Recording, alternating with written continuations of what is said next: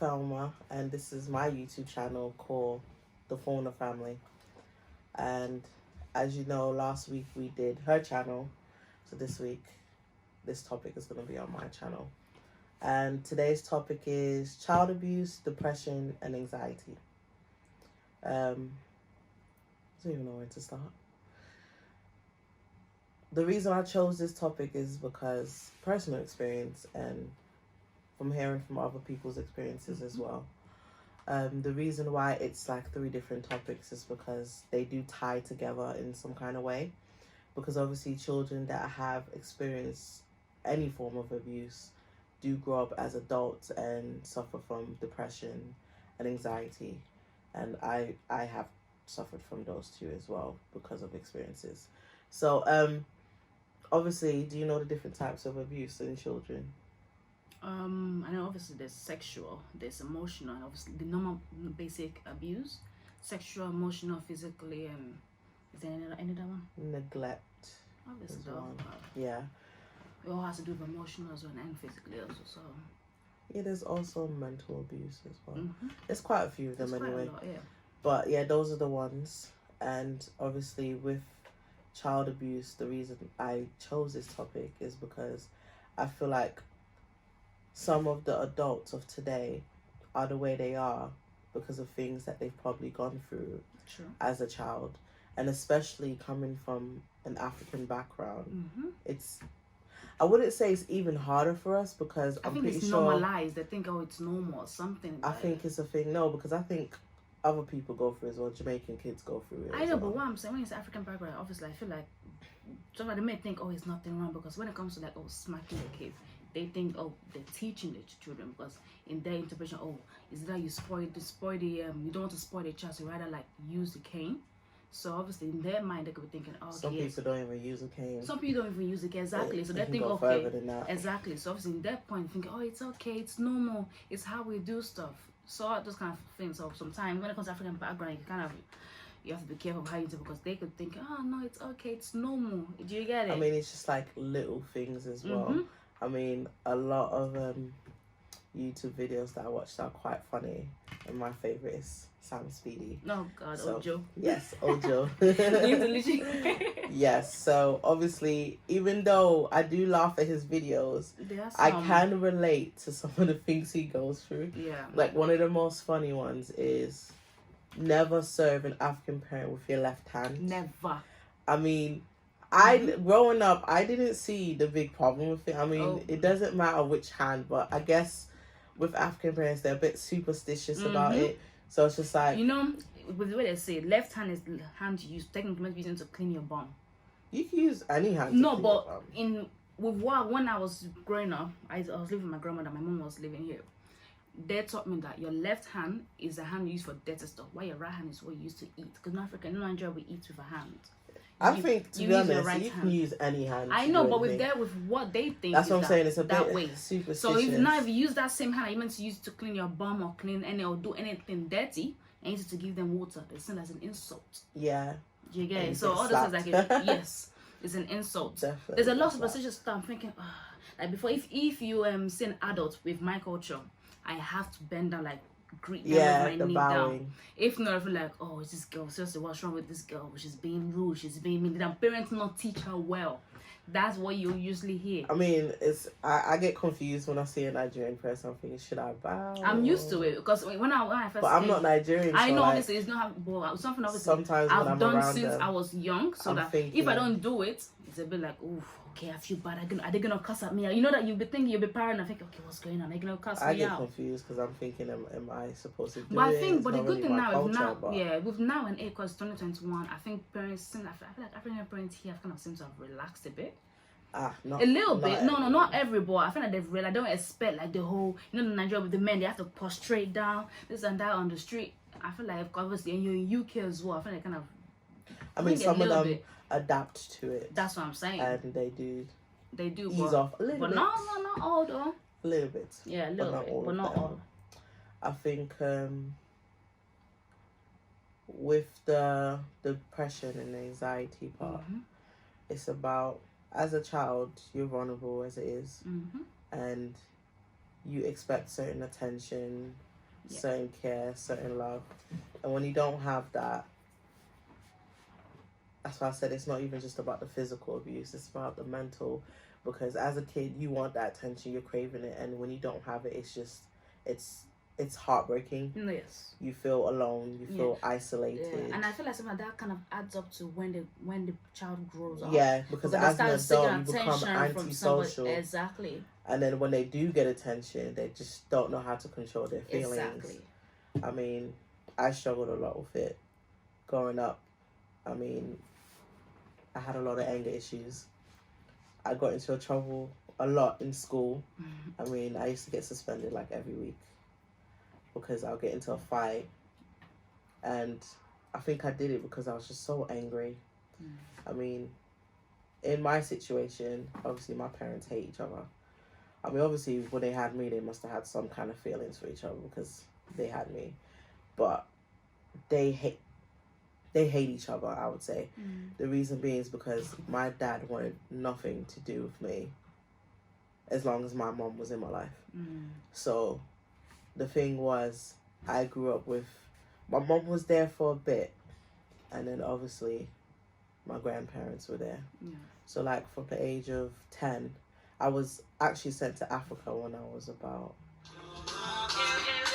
I can't remember how old I was when I was sent to Africa. But my mom's plan basically was to send me there till I was like 21. But then a big war broke out in Africa where there was literally like chopping people's hands off and stuff.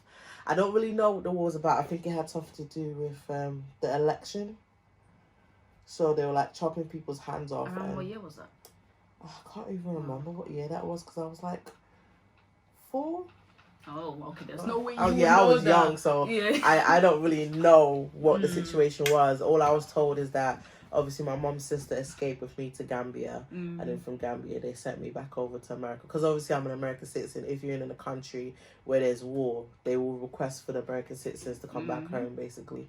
So obviously, even if my mom didn't want me home, you would have had I have to go because there's a war. So obviously when I came back, I was with my mom for a bit.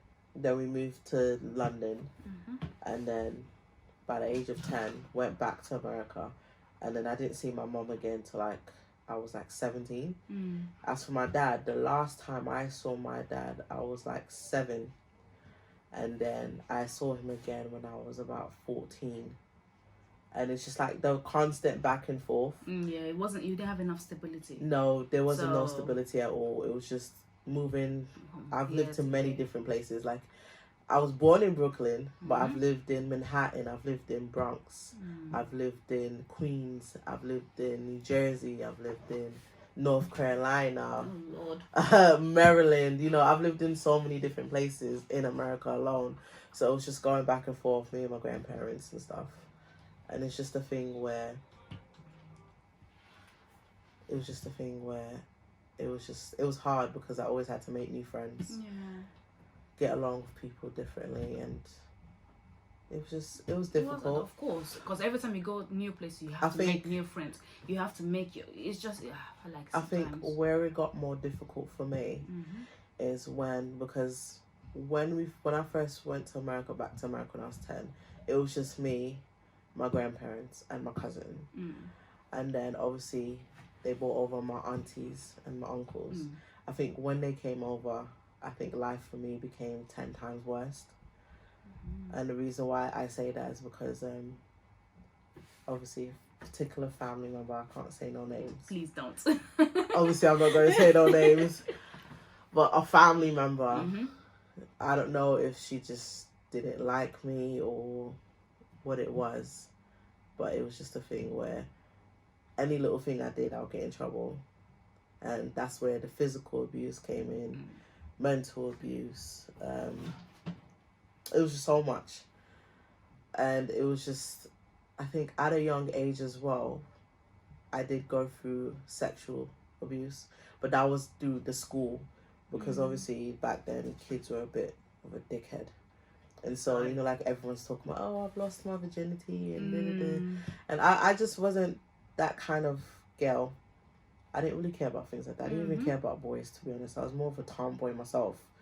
I didn't really care. So obviously, when you talk about it with your friends and you're just like, well, I haven't had it yet, And they kind of yeah, it's a bit of peer pressure. peer pressure, definitely. That was good. But I was like, well, I haven't had it yet, and everyone's talking about it, and it sounds exciting and stuff. But and then obviously, I think one of the guys overheard us talking about it, and so what they did was it was like after school, and it was like 5 of them, and they set a trap for us outside, and they literally jumped us, basically trying to rip off our clothes. And what happened with that incident is the lady that was in the school, because it happened like the back part of the school, she saw what was going on, and I thought, okay, this woman saw what's going on, we'll be fine. Yes. It didn't happen like that. So what ended up happening is she knew one of the boys that was attacking us, and she didn't want him to get in trouble. So we went to court for it, and we lost, because basically the lady was like, oh, how she saw me go on my knees and was doing stuff. And I was just thinking, I didn't even care about boys back then. So I'd be like, why would I even try to do something like that? It's just so weird that the people that went to protect us are the one that actually end up. Yeah, and she lied through her teeth. And obviously the judge said, well, there's not enough evidence here to show that anything happened. And it was heartbreaking for me, because I was thinking, I was supposed to have like a family member come with me. But because my family already thought so low of me, they actually thought I did it. Oh. And I remember one of my family members did beat me, because she said, look at you, what are you doing? You're at this age and you're already thinking about men. But the thing is, I didn't do anything. So instead of them being there to represent me, it was actually my principal, because she's known me for quite a while. She now went to court to represent me. And it was scary, because, I mean, how old would I have been? I probably would have been like maybe 12, 11, 12. At a very young age. So I was quite young. And experiencing something like that, I didn't know. It's like stereotype. They already discriminate you as I didn't know how to feel about it, and I think I was more angry that my family didn't believe me. Exactly. Because it's just that I was trying to say to them, I'm not this kind of person. Like, why would I do that? This woman's lying, because obviously, she knew if she would have told the truth, those boys would have went down for attempted rape. And obviously, that's a big accusation, and you can go to jail for years. And I think she didn't want that for him. And I get where she's coming from, but at the same time, if it's wrong, it's wrong. If it's that's right, what I'm saying. right. What if they would have hurt us? What if they would have beat us up and things like that? Would she still have stood there and said, No, exactly. This is what happened and lied about it? You have to think about the other person as well. And we were young, we're girls. Come on, we don't know. Girls much. should be protected more to be in some time but than anything. They were protected. Yes. And at the end of the day, it was not nice. But I mean, as I started to get older, things that happened when I was younger, I mean, I used to get beat for everything. I mean, I didn't need to do much to get my ass whooping, to be honest. I mean, I can drop a fork and my family will the particular family member will just dash me off out the mouth and I'll start bleeding. I mean, it was just simple as that. And it was just like, sometimes I did ask myself what was going on. And then when I was 12, I did fall in love with a guy. And his name was Muhammad. And obviously, that made my beating 10 times worse, because I had a phone, and every time they went through my phone, you see conversations with me and Muhammad. And obviously, I was young. I would just chat a bunch of crap, We talk about things like having a baby and getting married. I think it's the dream of, after, especially suffering through that, you kind of start thinking, oh, how can I get out of this person? You think this person is like your savior. Yeah, he kind of was to me, exactly, because to get you out. when I used to go through what I used to go through at home, I would call him and he would talk to me. Exactly. And he made me feel better, and I had someone there to talk to. But it was hard as well, because the more I spoke to him, because he was like a family friend, my family didn't really agree with it, and it was just like, no, this can't happen. You're too young. And I get that I was young, but I don't think it was a thing where it was like actual love. I mean, to me, it felt like love. But I think... I feel like more like a first love thing. It was... But I would say first love don't last. But to be honest, first love does last. But it wasn't... I wouldn't really call it proper love, because I felt like I needed him because I needed someone to lean on at that moment of what I was going through. Yes, and he was right there for you. When you don't have the love coming from your home, you look for it elsewhere. Yeah. So because I got that attention from him, you want to hold on to him. Yeah, I did hold on to him for quite a while. I was with him till like 2013. That's when I walked away. but I was with him for quite a long time, from the age of 12, and it was just the experience. It was nice to have someone there, to be honest, because I felt like my whole life I just felt like people hated me, like people didn't want me around, and I wasn't wanted and things like that. I mean, certain things happened to me when I was young. I'm now telling my grandmother what happened, and she's shocked about it, because we all lived in the same house. It wasn't a thing where this one lived there and that one lived there. We were all bunched up in one house, and for these things to be happening, and she didn't have an idea, and I was just like, but didn't Grandpa tell you? And she's like, no, he's never mentioned anything to me. And it made me feel even worse, because in her eyes, she was like, well, why didn't you tell me this was going on? But how was I supposed to tell you? Exactly. I mean, the person doing it is your own blood. And I'm a child. Who are you going to believe, me or the adult? Exactly. And I'm not going to be believed at all. Like, all the times I used to say that I didn't do this, you guys didn't believe me. So it was just a thing, constant yelling and beatings. And I think when it hit 2008, that's when my dad got in contact with me again. And my dad's a police officer. And I remember the first time I met him, I cried, because I just felt like I've always loved my dad more than my mum.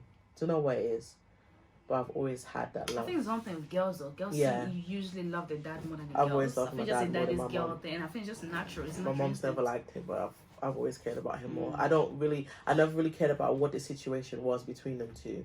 I've always just wanted my dad to be there, because I think with my mom it just comes with so much drama, and I prefer my dad. And it was a thing where when I met him, I just cried, because I just told him everything I was going through. And I said to him, I don't know how long I can take this. It's like this person wants to kill me, because sometimes, like, I'm laughing about it now, but back then I never used to. It took me some years to get over it. But you know, like a shoelace. Yeah. She would take the shoelace and try to strangle me with it.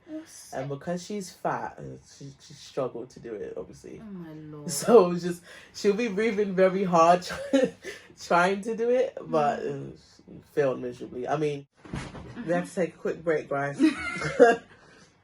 Got thirsty. But yeah, back to what I was saying. So, put the nail polish on. I went to the bathroom, closed the door, put something under the door so then the smell doesn't come out too much. Put my nail polish on. I thought, oh, this looks nice. And then I just heard, like, really big footsteps. And she rushed in, and she was just... And was it Claire? Pissed. Claire one as well? Yeah, it was Claire. Obviously, she said after all, we put on Claire. And she just rushed into the bathroom, and she was pissed off. She was trying to take off the nail polish from my finger. Obviously, she's looking for the nail polish remover to get it off. I think it was just really agitating to her. And she picked up a shaving stick to shave it off. So I think in her head, she was probably... I think she thought that shaving it off would take off the nail polish. Obviously, it don't work that way. So what ended up happening is she shaved off my fingernail. Oh. So I was bleeding. And obviously, I was so pissed. I pushed her into the tub. And obviously, it was wrong because she was pregnant. She was pregnant. But, I mean, it flipping hurt. I mean, I still have the mark on my fingernail, and it just hurt. Sometimes you just go, as a child, you just go to your room and you just think, why? What did I do that's so bad? You said I can put on nail polish. Contradicting yourself. But it just has to be clear, and which is what I did. And even if it did agitate you, that was a bit extreme. Exactly. And you're still a child, so... Yeah, so... It was just crazy, because for me, it made me feel even worse. And I felt like every time something went wrong, I got in more trouble than anything else. Like, there's times where she has this rule where you shouldn't walk behind her. You should walk in front of her. If you walk behind her, she'll beat you. And obviously sometimes, even if you're walking, because sometimes I wasn't that fit. So sometimes you get tired and you just end up behind her or on the side of her. And there was one time she broke off the branch from the tree. To beat you, innit? In the middle of the street. Literally, one woman was looking across and she's like, go ahead, call the police. She broke the branch off the tree to beat me. I understand the one don't walk behind your back. The reason why for kids, because obviously at the back you don't know what they're doing. Number two, for their safety, in case God forbid anything happen, like someone snatched the children away. I mean, I do that with my kids. That's what I understand from that, but not. I do that with my kids, but if they fall behind, I don't beat them. Obviously, no. Like, obviously, it's a bit extreme. make them come to the fore. Because if anything happen and you don't see and you look on, God forbid anything can happen, then Yeah. your child. Yeah. But at the end of the day, that's just too extreme. One of her favorite punishments she used to give me, we call it pump. So like you hold your 2 ears and you go up and down. Oh, like a frog jump, but isn't that with your ears? Well, you're not jumping. You're going straight down, straight up. Oh God. Instead of jumping. I mean, when she gives me that punishment, let's say for example right now it's like 5. Mm-hmm. I will be doing it till the next morning, 3 a.m. Then she'll let me go wash and then go to bed and get ready for school. What's up? So, I mean, there was times when my grandfather used to walk in and tell her, you need to stop this. One day, she's going to call the police on you. And this ain't going to end well. And then that's when she'll let me go. I used to pray that my grandmother or my grandfather walk in. Just so I didn't have to continue this punishment. And I just kept asking myself why. And there was times where, obviously, I couldn't call my mom because she was all the way in London. But I'll email her and tell her, I don't want to be here. I don't like what's happening. Like, She's doing this and like she's doing this to me, she's doing that to me. And I would think that she would be like, okay, I understand what's going on. But she would just be like, you're a bad child and whatever happens to you, you deserve it kind of thing. And it was just like, okay, so I can't tell my grandmother because she won't believe me. I told my mom, but she doesn't give a damn. So it's just like, I used to rely on my granddad. And at the same time, I am not happy that he never even mentioned these to my grandmother. Because when I confessed to her, especially about the one about the nail polish, my grandmother cried. And she was like, all of this was going on and I didn't know. And I said, yeah, it did. And the reason why I'm telling you now is because it's taken me years to talk about this. Like, I never used to speak about these things. Because every time I talk about it, I'll cry. But now I feel that I am stronger to speak about it without crying. And even the person that used to do this to me, I confronted her about it. Obviously, I didn't do it in a way where it's disrespectful or anything. At least she just said to her, I just want to let you know that after all these years, I can finally let go of my grudges towards you. And she was like, grudges, what do you mean? And I was like, everything you put me through when I was younger, it affected me till this day. But I'm in a position where I can say, I forgive you, polish. My grandmother cried. And she was like, all of this was going on and I didn't know. And I said, yeah, it did. And the reason why I'm telling you now is because it's taken me years to talk about this. Like, I never used to speak about these things. Because every time I talk about it, I'll cry. But now I feel that I am stronger to speak about it without crying. And even the person that used to do this to me, I confronted her about it. Obviously, I didn't do it in a way where it's disrespectful or anything. At least she just said to her, I just want to let you know that after all these years, I can finally let go of my grudges towards you. And she was like, grudges, what do you mean? And I was like, everything you put me through when I was younger, it affected me till this day. But I'm in a position where I can say, I forgive you for what you've done. And to her, it was just like, when I explained certain things, and I definitely brought the nail polish bit, and she was like, you just make me sound like such an evil person. I guess she didn't see us stuff like that. She didn't see it that way. As far as she was concerned, she was disciplining me. But there's a way, sometimes discipline goes way too far. If you're doing it out of love or out of way to teach you, to what I say, discipline should be, okay, you did this wrong, so this is why I am punishing you. Not in a fit of anger. Yeah, but I used to go to school with bruises. That's what I'm saying. There's times where I used to go to school and I'm bleeding, my mouth is bleeding because just simple things. It's not like I'm doing anything so horrible. People don't understand. Children are allowed to mess up. The children. Yeah, we make mistakes. They will end up. They will learn. It's like children. Like, oh, it's like, okay, no. It's like saying to Ike or my child, oh, don't touch this. You're gonna hurt yourself. They're thinking why.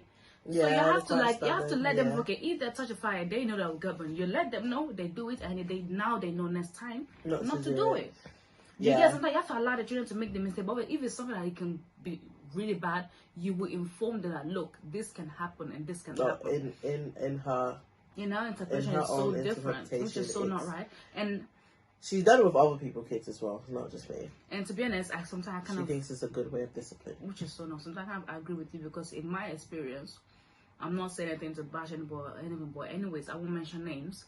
they believe that I have to, because I was brought over here, I have to be a slave.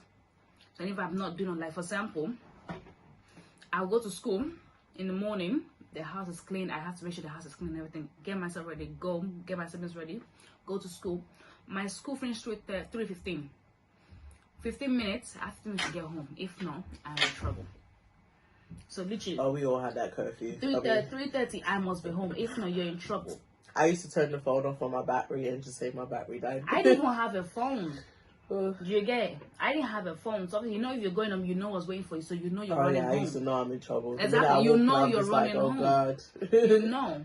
So all those stuff, sometimes they believe that they are actually punishing you or letting you know, but they're disciplining, but they're actually punishing you. They're not thinking of. It does affect you. Normally they say it's supposed to make you stronger. And I think this was the perception that she had. It was just like, I've done this with other people's children. Look, this one's become a doctor, this one's become this, and this one's become that. You don't know what I'm trauma they but have. That's what I'm saying. But each trauma is different. Every child will take it in differently. Whereas as far as she's concerned, that happened years ago. Why are you still talking about it? But for me, in my adult age, which is why I fight so hard that my kids don't have to go through things that I've been through, is because it does affect you. And you know what? I think what really helps, and thank God in my case, is if you have someone that knows what's waiting for you, so you know you're running home. I used to know I'm in trouble. Exactly, you know you're running home. Oh God. You know. So all those stuff, sometimes they believe that they are actually punishing you or letting you know, but they're disciplining, but they're actually punishing you. They're not thinking of. It does affect you. Normally they say it's supposed to make you stronger. And I think this was the perception that she had. It was just like, I've done this with other people's children. Look, this one's become a doctor, this one's become this, and this one's become that. You don't know what trauma they have. That's what I'm saying. But each trauma is different. Every child will take it in differently. Whereas as far as she's concerned, that happened years ago. Why are you still talking about it? But for me, in my adult age, which is why I fight so hard that my kids don't have to go through things that I've been through, is because it does affect you. And you know what? I think what really helps, and thank God in my case, is if you have someone that can really, really stick up for you and help you.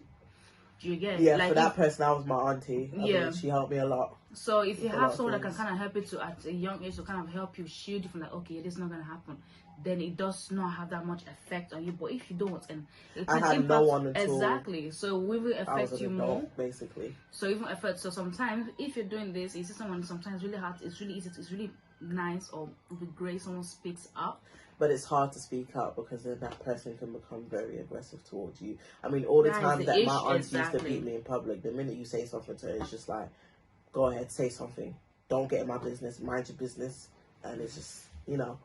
I mean, at the end of the day, it's a tough situation. She even used to come to school to try and beat me in front of my classmates. That's how bad it was. I mean, she beat me for anything. And it was just a thing where I just used to ask myself, why? I don't understand why this is happening. And when I spoke to my grandmother about it, she said to me, well, when my mom was younger, she didn't get along with this particular sister. So maybe she's got a bit of... Wait, is your mom and their sisters? Yeah.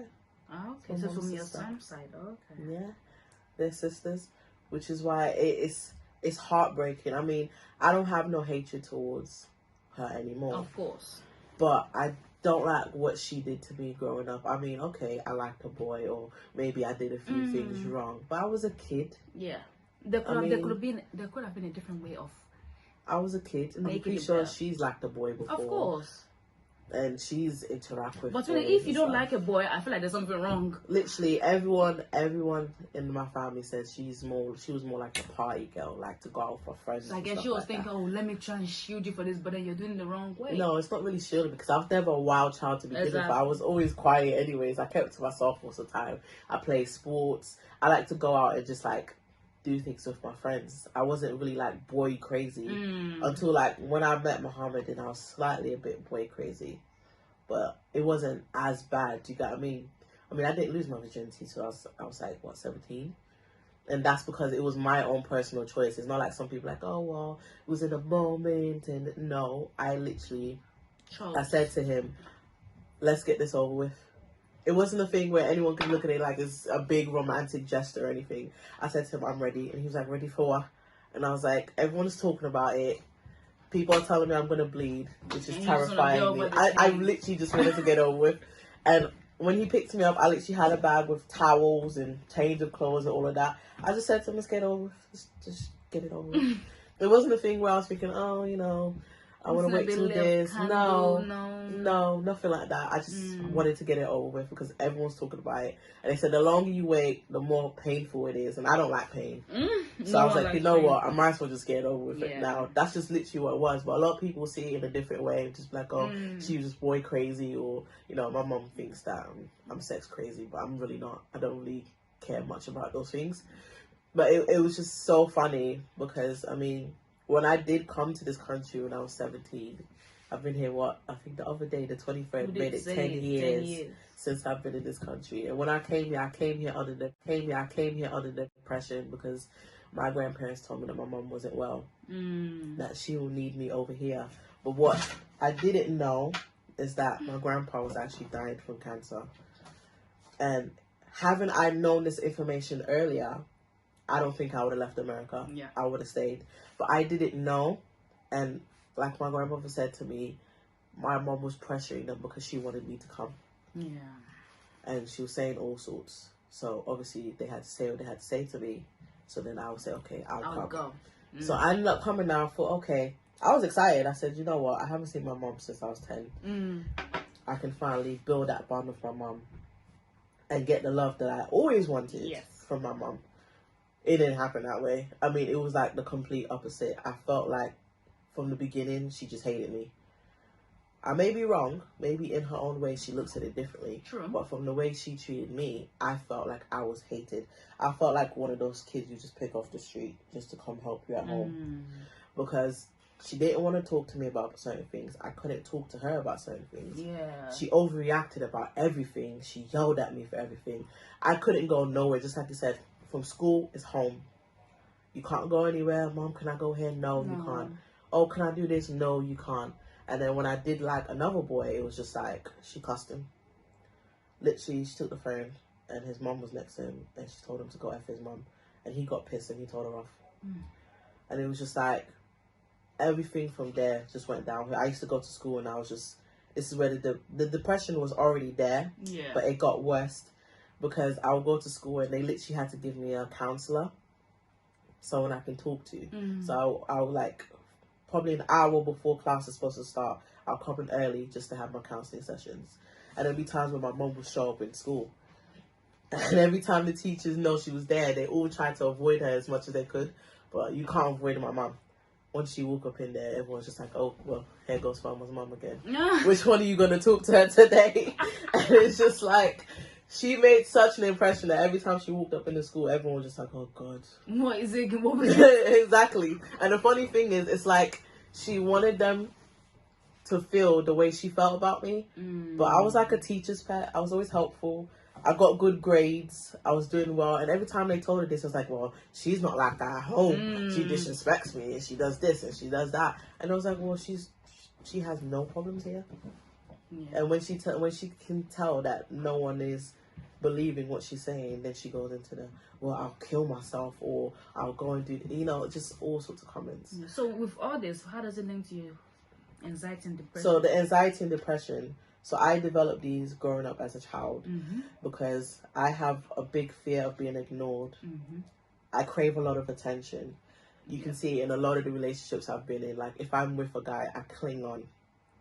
And that's bad because a lot of guys nowadays, they don't like that. I cling on, like every minute they're not with me, I'm thinking, okay, what are they doing?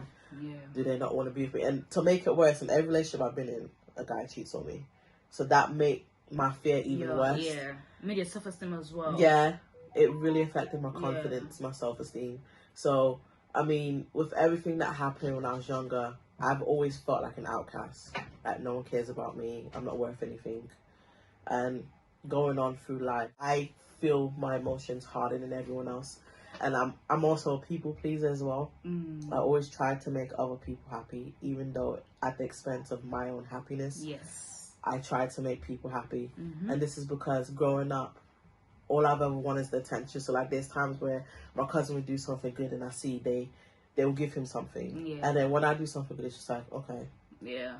And They're waiting for you to screw up, then they can be like, but when I screw up now, everybody knows. Everybody is always, is oh my gosh, why did you do that? This, and that. I think the only time that I did feel some kind of love is when they was bullying my cousin.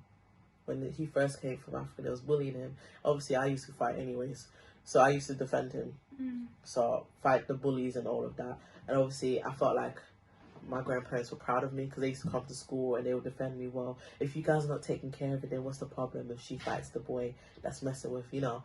But at the same time, I always had this thing where I felt like my cousin was like a golden child because it's like he can't do anything wrong. Like, I always get in trouble. The minute I hear my name, I'm just thinking, oh, yeah, God, I'm in trouble.